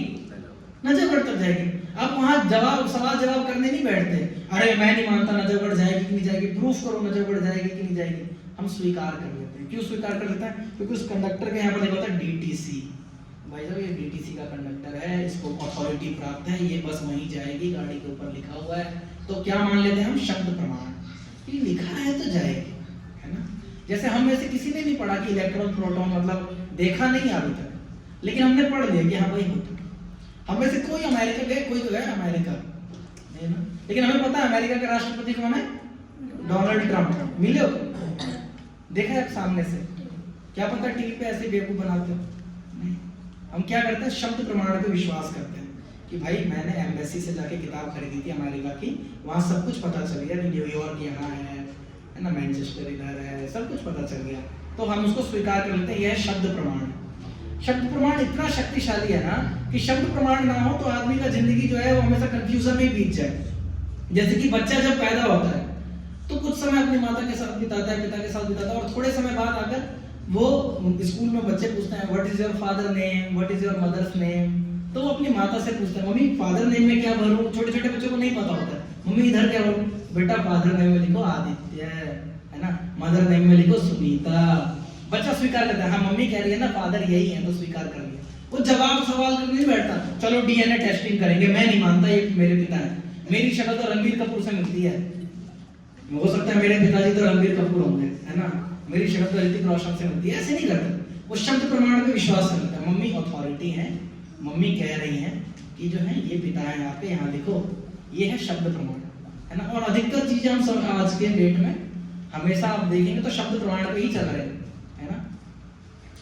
तो ये शब्द प्रमाण क्या है? ये है शास्त्र। शास्त्र हमें ज्ञान देते हैं कि भगवान है कि नहीं है। शास्त्र जो है वो माँ के समान है। जैसे माँ ने बताया ना कि ये तुम्हारे पिता हैं, वैसे शास्त्र जो है वो माँ है। वो माँ हमें बताती है बेटा ये है भगवान, इनकी भक्ति करो, है ना। इसलिए कई बार लोग कहते हैं ना कि कैसे आप मान सकते हो भगवान होते हैं कि नहीं होते? देखा है आपने? देखा नहीं, हमने क्या पढ़ा है? शास्त्र। अपनी माँ से पूछा है, कौन है वो माँ? शास्त्र। शास्त्र क्या कह रहे हैं? वेदम क्वानंतम अरविंद दलायताक्षम, भगवान है। वो क्या कर रहे हैं? बांसुरी बजा रहे हैं, वेदम क्वानंतम। और कैसी आंखें उनकी? कमल के समान आंखें, है ना। अरविंद दलायताक्षम, बरहावताम समसिताम बुध सुंदरांगम माथे पर क्या है उनके? मोर पंख है और बहुत सुंदर लग रहे हैं, है ना। कंदर्प कोटि कमणीय विशेष शोभा, करोड़ों कामदेवों की सुंदरता तो क्या कर दे रहे हैं? खत्म कर दे रहे हैं, इतने सुंदर दिख रहे हैं। कई बार मंदिर में इतना सुंदर सजाते हैं ना तो नास्तिक लोग आके कहते हैं आपको कैसे पता भगवान इतने ही सुंदर दिखते होंगे? तो क्योंकि शास्त्र कह रहे हैं कि भगवान इतने ही सुंदर दिखते हैं, है ना।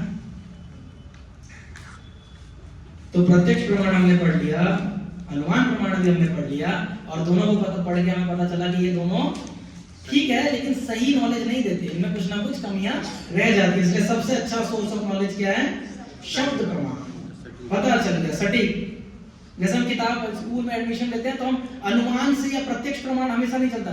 किताब में लिखा है एनसीईआरटी में कि भाई भारत 1947 में आजाद हुआ था, हम मान लेते हैं 1947 में आजाद हुआ था। ऐसे नहीं रोज बैठाओ टाइम मशीन में देख के आऊंगा महात्मा गांधी कहां मरे थे, नहीं, स्वीकार कर लेते हैं, है ना। इसे कहते हैं शब्द प्रमाण।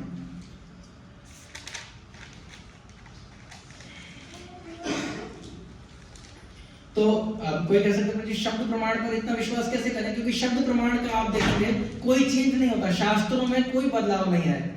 आजकल की मॉडर्न किताबों में हर साल बदलाव आते हैं, है ना। ये 2003 का एडिशन है, ये 2010 का एडिशन है, ये 2015 का एडिशन है। भाई भगवत गीता के ऊपर देखा आपने, ये 5000 साल पहले लिखी थी, फिर उसके बाद थोड़ा गलती हो गया भगवान से, भगवान ने कहा यहाँ करेक्शन की जरूरत है अर्जुन, उस समय थोड़ा मैं जोश में बोल गया, ठीक है, सबका कंट्रोलर मैं नहीं हूँ, ये गुड़गांव वाले लोग मेरे बाहर आते हैं। ऐसा नहीं लिखा है कहीं पे भगवान ने। भगवान वो फाइनल एडिशन है, हमेशा वही चल रहा है। 700 श्लोक है, वो 700 श्लोक में प्लस माइनस नहीं होता है। अभी हमारा संविधान है, संविधान में है ना, संविधान में हमेशा संशोधन होते रहते हैं, हमेशा आर्टिकल्स चेंज होते रहते हैं, है ना। क्योंकि ये संविधान किसने बनाया? एक इंसान ने बनाया। लेकिन भगवान की बनाई हुई चीजों में कोई भी संशोधन नहीं होता कि 700 श्लोक हैं, अभी 4-5 हटाने पड़ेंगे, आज के लिए रेलेवेंट नहीं रहे। इंसान की बनाई चीजों में संशोधन होते हैं, क्योंकि इंसानों से 4 चीज होती है। इंसानों से क्या होता है? गलतियां होती हैं। क्या होती हैं? गलतियां होती हैं। इंसान जो है वो मिस्टेक करते हैं, इंसानों को कंफ्यूजन हो जाती है, बहुत ज्यादा भ्रम में आ जाते हैं, इल्यूजन हो जाता है, लगता है कि ऐसा होता है लेकिन ऐसा होता नहीं है, तो इल्यूजन हो जाता है ना। तीसरा, इंसान जो है, इंसानों की इंद्रियां जो है वो अपूर्ण है, हम थोड़ा बहुत ही देख सकते हैं, सब कुछ नहीं देख सकते, है ना। हमारी इंद्रियां अपूर्ण है, इसीलिए भी हमसे क्या होती है? गलतियां होती हैं, हम इल्यूजन हो जाते हैं। और चौथा, हम क्या करते हैं? चीटिंग करते हैं। क्या करते हैं? चीटिंग करते हैं। इसलिए इन 4 चीजों की वजह से, ये 4 दोष है हमारे अंदर। इंद्रियां अपूर्ण है, जिसकी वजह से गलतियां करते हैं, इल्यूजन हो जाते हैं यानी भ्रम में आ जाते हैं, और चौथा, छुपाने की कोशिश करते हैं, चोरी करते हैं। और इन 4 चीजों की वजह से हमारी बनाई हर चीज में कोई ना कोई कमी रहती है। लेकिन भगवान में ये चारों दोष नहीं है, इसीलिए आप देखेंगे जो वैदिक ज्ञान है उसमें कोई बदलाव नहीं आता। जैसे कि धरती गोल है, ये ज्ञान किसने दिया? हाँ, भूगोल। ये तो हमारे शास्त्रों में बहुत पहले से, लेकिन मॉडर्न साइंस में कोलंबस ना, क्रिस्टोफर कोलंबस ने बोला पूरी पृथ्वी घूम गए, पूरी पृथ्वी घूमे, और फिर उन्होंने कहा कि अरे मैं तो जहां से शुरू किया था मैं वहीं पहुंच गया, हो सकता है पृथ्वी गोल है ना। ऐसा करके उन्होंने अनुमान लगाया। लेकिन हमारे शास्त्रों में हजारों लाखों साल से लिखा हुआ है भू गोल। धरती क्या है? गोल है। इसमें सप्तद्वीप है। धरती पर क्या है? सप्तद्वीप। बाद में जाके आज मॉडर्न साइंस को पता चलता है हाँ भाई धरती के ऊपर 7 कॉन्टिनेंट्स हैं, 7 द्वीप हैं, है ना। भूगोल है, सप्तद्वीप। फिर उसके बाद पेड़ों में जीवन होता है। ये बाद में 16वीं शताब्दी में, 17वीं शताब्दी में किन्होंने ढूंढा? जगदीश चंद्र बोस ने। लेकिन हमारे शास्त्रों में ये लाखों साल से रखा हुआ है कि जीव जो है वो हर जगह है, जीवात्मा जो है वो हर जगह है, पेड़ों में भी है, पेड़ों में भी प्राण होते हैं। ये हमारे शास्त्रों में दिया हुआ है पहले से। यानी शास्त्र का ज्ञान जो है वो परफेक्ट है। बच्चा पेट में कैसे कैसे बड़ा होता है ना। जैसे माता के गर्भ में बच्चा पहले दिन कितना बड़ा होता है, दूसरे दिन कितना बड़ा होता है, 1 महीने में कितना बड़ा हो जाता है, 2 महीने में कितना बड़ा। आज की डेट में सोनोग्राफी करवा के, अल्ट्रासाउंड करा के पता चलता है। लेकिन हमारे शास्त्रों में 6ठे स्कंद आप खोलेंगे भागवतम का, उसमें एक डिटेल लिखा हुआ है कि बच्चा पहले दिन में कितना बड़ा होता है, उंगलियां कब बनती है, माथा कब बनता है, उसकी चेतना कब आती है, हृदय कब बनता है, हर एक चीज शास्त्र में लिखा है। और ये शास्त्र कब लिखे गए हैं? हजारों लाखों साल पहले। ये है शब्द प्रमाण, और उसमें कोई चेंज नहीं होगा, कोई बदलाव नहीं लाए गए हैं। शास्त्र जो है वो प्रिडिक्शंस करते हैं, भविष्यवाणी शास्त्र की। शास्त्र पर क्यों विश्वास करें? क्योंकि शास्त्र भविष्यवाणी बहुत अच्छी अच्छी करते हैं। श्रीमद् भागवतम के 11वें स्कंद के 5वें अध्याय के 32वें श्लोक में लिखा है कि चैतन्य महाप्रभु प्रकट होंगे। कृष्ण वर्णम तुषा कृष्णम सांगो पांगास्त्र पार्षदम यज्ञ संकीर्तन प्राय यजंती ही सुमेधश। कि कलयुग में कृष्ण वर्णम तुषा, कि भगवान जो आएंगे, भगवान आएंगे लेकिन उनका रंग काला नहीं होगा। रंग कैसा होगा? गौर वर्ण। अभी हम 3 मार्च को सेलिब्रेट करेंगे गौर पूर्णिमा। क्या सेलिब्रेट करेंगे? गौर पूर्णिमा। गौर पूर्णिमा मतलब श्री चैतन्य महाप्रभु ये उस दिन प्रकट हुए थे, आज से 500 साल पहले, और ये स्वयं कृष्ण है। इनके बारे में शास्त्रों ने कहा है कि ये स्वयं कृष्ण है ना। शास्त्र कहते हैं कि कृष्ण कलयुग में आएंगे लेकिन उनका रंग काला नहीं, कैसा कलर होगा? सोने के जैसा कलर होगा, गौर वर्ण होगा। इसलिए हम क्या कहते हैं? गौर पूर्णिमा। चैतन्य महाप्रभु का एक नाम क्या है? गौर या गौरांगा, जिनका शरीर जो है वो सोने के रंग का है। तो भगवान आएंगे जिनका शरीर की कांति जो है वो गोल्डन कलर की होगी। तो कृष्ण वर्णम तुषा कृष्णम, स्वयं कृष्ण के। और कैसे आएंगे? सांगो पांगास्त्र पार्षदम, अपने पार्षदों के साथ आएंगे। नित्यानंद प्रभु के साथ आएंगे, अद्वैत आचार्य के साथ आएंगे, श्रीवास पंडित के साथ आएंगे। और आकर करेंगे क्या? मारेंगे, झगड़ा करेंगे, है ना। जैसे भगवान कहते हैं कि मैं क्या करता हूँ? बार बार प्रकट होता हूँ, और यदा यदा ही धर्मस्य ग्लानिर्भवति भारत अभ्युत्थानं धर्मस्य तदात्मानं सृजाम्यहम्। जब जब धर्म की हानि होती है मैं प्रकट होता हूँ। कलयुग में धर्म की हानि होती है तो भगवान किस रूप में प्रकट होते हैं?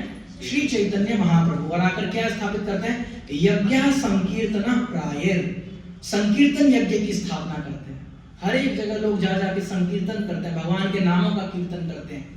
ये किन्होंने शुरू किया? चैतन्य महाप्रभु ने। और इसमें कौन हिस्सा लेंगे? यजंती ही सुमेधश, जो बुद्धिमान लोग हैं वो इसमें हिस्सा लेते हैं। और ये हम 3 मार्च को सेलिब्रेट करेंगे, होली से एक दिन पहले इस बार पड़ रहा है। वैसे हर बार होली के ही पड़ता है, गौर पूर्णिमा। तो आप सब लोग इनवाइटेड हैं, प्लीज आइएगा। ये भी शास्त्रों में इसका भविष्यवाणी थी और भगवान प्रकट हुए 1486 में, 1486 में। शास्त्रों में पहले से ही बुद्ध भगवान आएंगे, इसके बारे में श्रीमद् भागवतम में लिखा हुआ है पहले स्कंद के 3रे अध्याय में कि भगवान बुद्ध प्रकट होंगे, उनकी माता का क्या नाम है, भगवान कहाँ प्रकट होंगे, सब डिटेल दिया हुआ है। चाणक्य पंडित आएंगे, इनके बारे में श्रीमद् भागवतम के 12वें स्कंद में लिखा हुआ है कि चाणक्य पंडित आएंगे। कौटिल्य नाम के एक ब्राह्मण होंगे जो गुप्त साम्राज्य, आई थिंक ना, गुप्त साम्राज्य को की स्थापना करेंगे। चंद्रगुप्त मौर्य साम्राज्य की स्थापना करेंगे, है ना। धनानंद को हटाया फिर। तो इनके बारे में पहले से भविष्यवाणी है ना। सम्राट अशोक के बारे में शास्त्रों में भविष्यवाणी है 12वें स्कंद के। आपने इसको श्लोक दिया, कोई कहे कि प्रभु जी ऐसे लिख दिया अपनी इच्छा से, आप जाके सर्च कर सकते हैं। भागवतम के 12वें स्कंद में सम्राट अशोक आएंगे, चंद्रगुप्त मौर्य आएंगे, चाणक्य आएंगे, इन सब के बारे में लिखा है ना। और कलयुग में किस तरीके से लोगों की बुद्धि घटती चली जाएगी, ये सब कलयुग में दिया या शास्त्रों में दिया गया कि कलयुग में किस तरीके से लोगों का दिमाग जो है वो कम होगा, किस तरीके से धर्म कम होगा, किस तरीके से सत्यता कम होगी, साफ सफाई कम होगी, लोग सहनशील कम हो जाएंगे, है ना।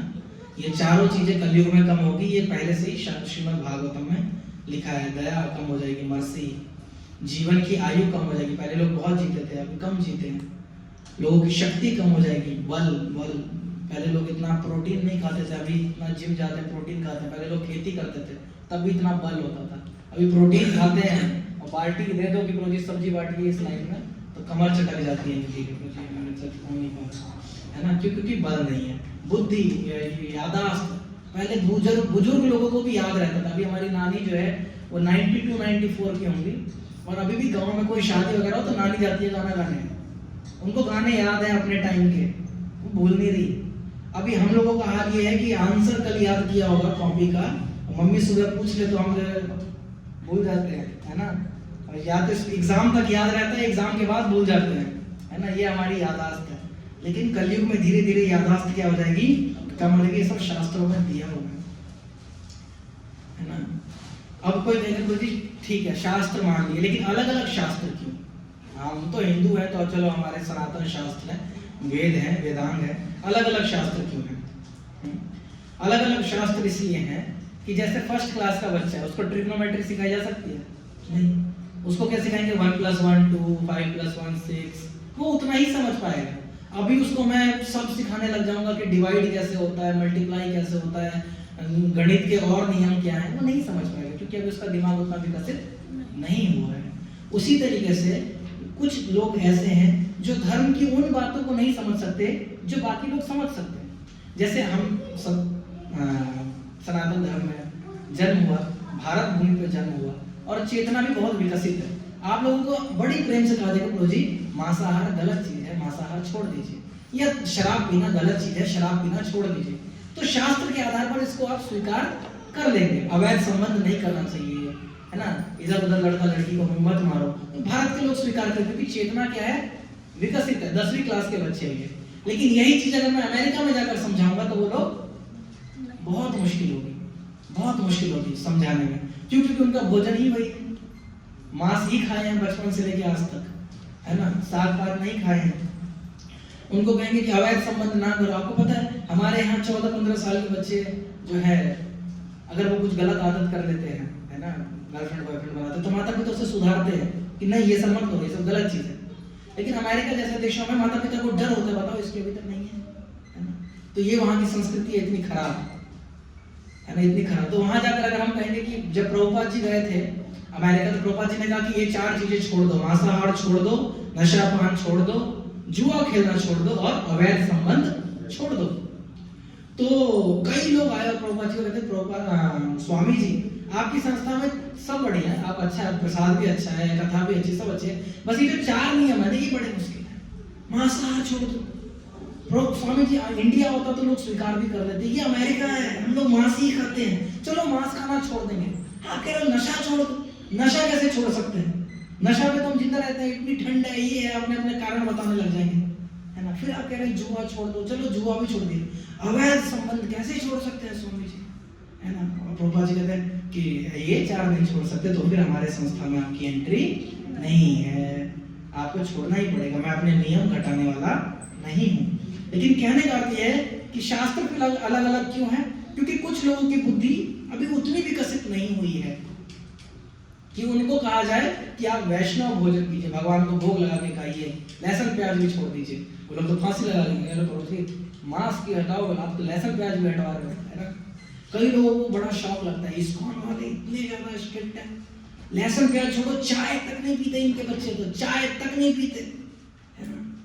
एक बार एक वृंदावन के साधु थे, वो कथा करते, बहुत प्रसिद्ध साधु है, तो वो कह रहे थे कि अगर नियम पालन करना सीखना है तो इस्कॉन वालों से सीखो। बच्चा चाय तक नहीं पीता, कॉफी तक नहीं पीता। यहाँ वृंदावन में बाबा लोग चाय नहीं मिले तो इनकी सुबह नहीं होती। इस तरीके से धो रहे थे अपने सारे ब्रह्मचारियों को, इनको चाय नहीं मिले तो इनकी सुबह नहीं होती है।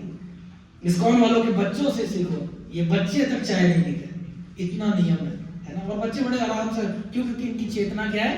विकसित है। ये 10वीं-12वीं क्लास के बच्चे, पहले दूसरी वाले ये नहीं सीख सकते। इसीलिए अलग अलग शास्त्र हैं, लेकिन सभी शास्त्र जो है वो अंत में एक ही चीज कहते हैं कि भगवान जो है वो एक है, और वो भगवान कौन है? श्री कृष्ण है। कोई कहेगा जी कैसे पुराण में कैसे कह सकते हैं कि कुरान में लिखा है कि भगवान कृष्ण है? डायरेक्ट नहीं लिखा है, लेकिन इनडायरेक्ट बहुत लिखा है। जैसे कि लोग कहते हैं कि अल्लाह जो है बस एक रोशनी है, अल्लाह कोई है नहीं। लेकिन आप कुरान पढ़ेंगे तो उसमें लिखा है कि अल्लाह जो है वो सिंहासन पे बैठता है। अब बैठता है तो तशरीफ होगी, शरीर भी होगा, है ना। अल्लाह जो है वो काले रंग का है, तो काले रंग का कौन है? श्री कृष्ण है ना।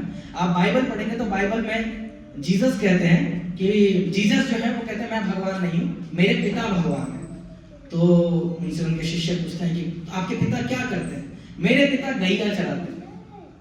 My father tends cows. मेरे जो पिता हैं वो गाय चराते हैं, बछड़ों के साथ खेलते हैं। कौन से ऐसे भगवान है जो बछड़ों के साथ खेलते हैं? कृष्ण। अलग अलग धर्मों में भी आप जाएंगे तो वहां पर आपको इंडिकेशन मिल जाएगा जो सनातन धर्म की तरफ ही आपको मोड़ता है। और सभी धर्म अंत में यही कहते हैं कि भगवान को शरणागत होना चाहिए, भगवान की बातें माननी चाहिए। और हमारे शास्त्र में कहते हैं सर्वधर्मान परित्यज्य मामेकम शरणं व्रज। सभी धर्मों को त्याग कर अर्जुन मेरी शरण स्वीकार करो। और यही आप हर जगह जाएंगे, आप किसी भी धर्म में जाएंगे तो सबका अंत जो है वो यही है। क्या हमने डिस्कस किया, क्रिश्चियन से डिस्कस किया।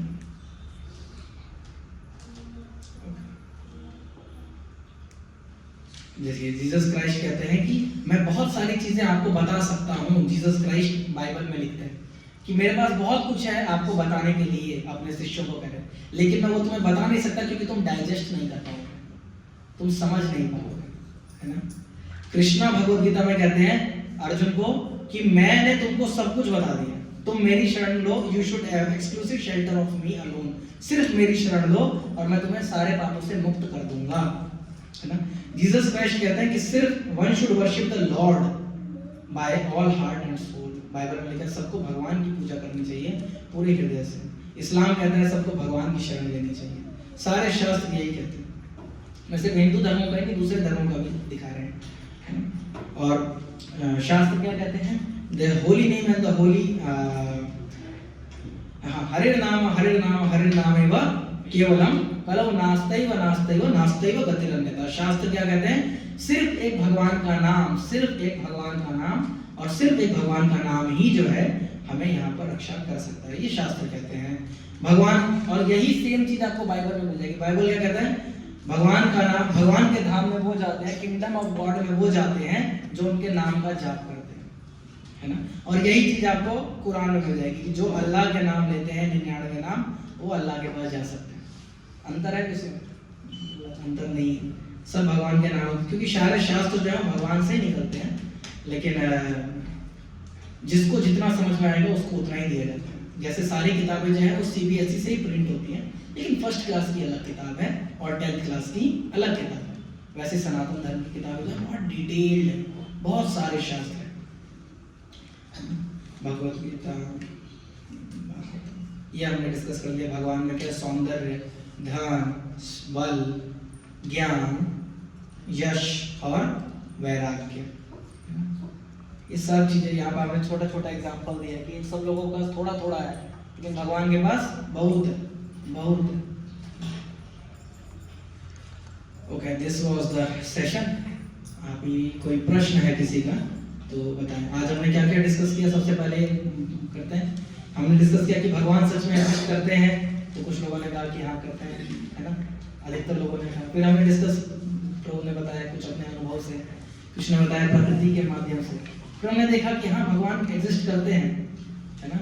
फिर हमने क्या क्या कारण उसके देखे सारे, स्टार्टिंग से लेके कि प्रकृति किस तरीके से हमें बताती है कि भगवान है, प्रकृति के लॉज है तो लॉ मेकर होगा, क्रिएशन है, सृष्टि है तो सृष्टि बनाने वाले होंगे। फिर हमने डिस्कस किया कि भगवान, डेफिनेशन ऑफ गॉड क्या है ना, डेफिनेशन ऑफ गॉड, भगवान किसको कह सकते हैं, जो हर चीज के प्रोपराइटर है, जो हर चीज के कंट्रोलर हैं और जो हर चीज के स्रोत हैं, सोर्स हैं, वो भगवान है। फिर हमने षड ऐश्वर्य भगवान भी डिस्कस किए, सुंदरता, धन, बल, ज्ञान और यश और वैराग्य, ये सारी चीजें भगवान के पास पूर्ण मात्रा में है, इसीलिए उनको क्या कहते हैं हम, भगवान। जो 6 प्रकार के भग को धारण करते हैं, ऐश्वर्य को धारण करते हैं, वो भगवान। उसके बाद हमने डिस्कस किया कि ज्ञान प्राप्त करने के 3 स्रोत क्या है। पहला स्रोत क्या था, प्रत्यक्ष प्रमाण। दूसरा स्रोत क्या था, अनुमान प्रमाण। इन दोनों में हमने पाया कि दोनों में ही कुछ ना कुछ कमियां रह जाती हैं। तो तीसरा क्या था, शब्द प्रमाण, यानी कि शास्त्र। और हमने देखा शब्द प्रमाण जो है वो बेस्ट निकला, है ना। हम अधिकतर चीजें शब्द प्रमाण में ही करते हैं। जैसे आप कोई भी चीज खरीदते हैं, उसमें जो एक्सपायरी डेट देखते हैं, किसको पता गलत लिखा हो, लेकिन हम स्वीकार कर लेते हैं, लिखा है इतने दिन पर एक्सपायरी होगा तभी होगा, यह है शब्द प्रमाण। फिर हमने आगे बढ़े, फिर हमने लास्ट में डिस्कस किया अभी कि कैसे अलग अलग शास्त्र जो हैं वो सेम डिस्कशन बात करते हैं, अलग अलग शास्त्रों में उसी एक भगवान के बारे में बात की गई है। इसीलिए शास्त्र जो है वो अलग अलग होते हुए भी एक ही चीज की तरफ इंगित करते हैं कि भगवान है, और वो भगवान कौन है। ठीक है, आने वाले सेशन में, नेक्स्ट सेशन में हम ये भी डिस्कस करेंगे। आज हमने डिस्कस किया डज गॉड एग्जिस्ट, है ना। अगले सेशन में हम डिस्कस करेंगे अगर भगवान है तो वो कौन है ना, उनकी और विशेषताएं क्या है। ठीक है, अब कोई प्रश्न है कि नहीं का तो प्लीज पूछिए, कोई डाउट, कोई क्वेश्चन। यस, कोई क्वेश्चन?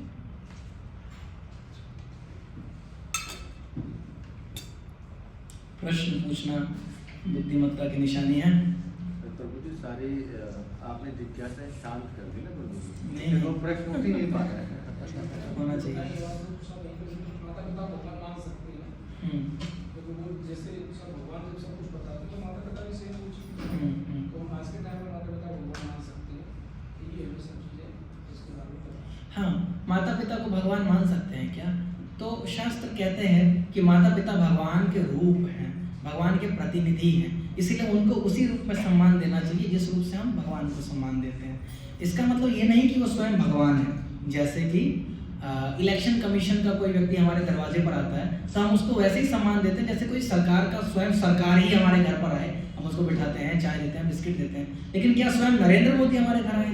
नहीं, नरेंद्र मोदी के प्रतिनिधि आए हैं, सरकार का एक प्रतिनिधि आया है, और प्रतिनिधि को हम वैसा ही सम्मान देते हैं जैसा हम सरकार को सम्मान देते हैं। वैसे ही माता पिता जो है वो भगवान के प्रतिनिधि हैं, है ना। इसीलिए हमें माता पिता को वैसा ही सम्मान देना चाहिए जैसे हम भगवान को देते हैं। लेकिन इसका अर्थ बिल्कुल ये नहीं है कि माता पिता भगवान, अभी माता कहेंगी देखो मैंने ब्रह्मांड बनाए हैं, ऐसा नहीं होने वाला, है ना। लेकिन हाँ, उनको बिल्कुल हमें वही रिस्पेक्ट देना चाहिए क्योंकि वो हमें एक तरीके से भगवान के प्रति मोड़ते हैं, है ना। और कोई प्रश्न? बहुत अच्छा जिज्ञासा था, क्या माता पिता भगवान है? भगवान के रूप है। और कौन कौन भगवान? बहुत सारे भगवान चलते हैं। अगली बार से कोई भी आपको कहेगा कि मैं भगवान हूँ तो उसको क्या क्वेश्चन रखना है? 6 ऐश्वर्य होने चाहिए, है ना। क्या आप सबसे सुंदर? अगर वो बूढ़ा एकदम झुड़ियाँ निकली हुई है तो कहेगा सुंदर तो लग नहीं रहा आप मेरे को, है ना। कोई बल है, कोई कहे मैं भगवान हूँ।